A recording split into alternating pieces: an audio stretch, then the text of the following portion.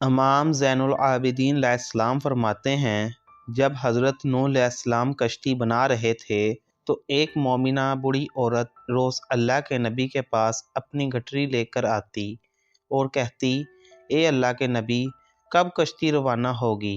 نوح علیہ السلام فرماتے، ابھی دیر ہے۔ وہ عورت شام تک بیٹھی رہتی اور پھر اٹھ کر چلی جاتی۔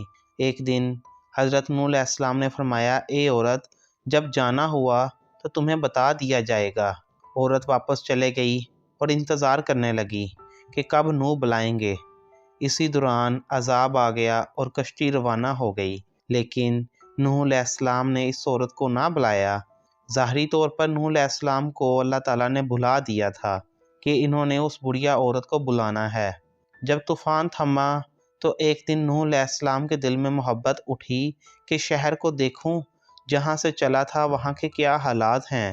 وہاں واپس آئے اور قریب جا کر دیکھا تو ایک جھونپڑی میں دیا جل رہا ہے۔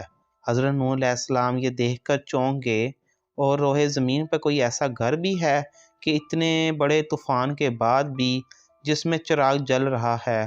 انہوں نے وہاں تکبیر بلند کی تو وہ عورت سامان لے کر آ گئی اور کہنے لگی، یا نبی اللہ، کیا کشتی تیار ہے؟ چلیں چلتے ہیں۔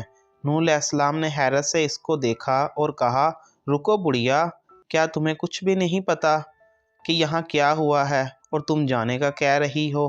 وہ کہنے لگی، یا نبی اللہ، کیا نہیں پتا چلا؟ کہا، اتنا بڑا سیلاب آیا، بارش آئی، طوفان آیا، تمہیں کچھ بھی نہیں پتا چلا؟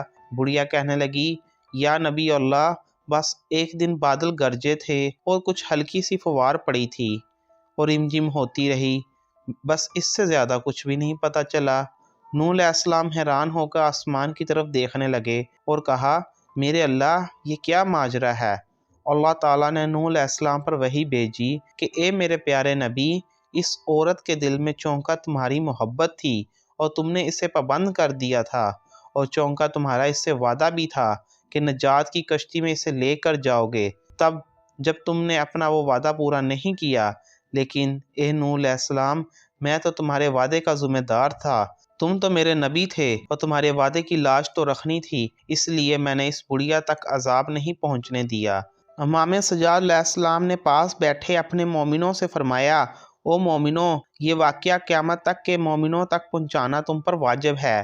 انہیں بتا دو کہ جس نے ہم سے محبت کی، قیامت کا عذاب ضرور آئے گا، لیکن جیسے اس بڑھیا کو پتہ نہیں چلا، ہمارے مومنوں کو بھی پتہ نہیں چلے گا کہ کب قیامت آئی، کب چلے گی۔ اسی لیے انبیاء کرام سے کی گئی محبت قیامت تک نہیں بھلائی جائے گی اور ہر قسم کے عذاب کو ٹال دیا جائے گا۔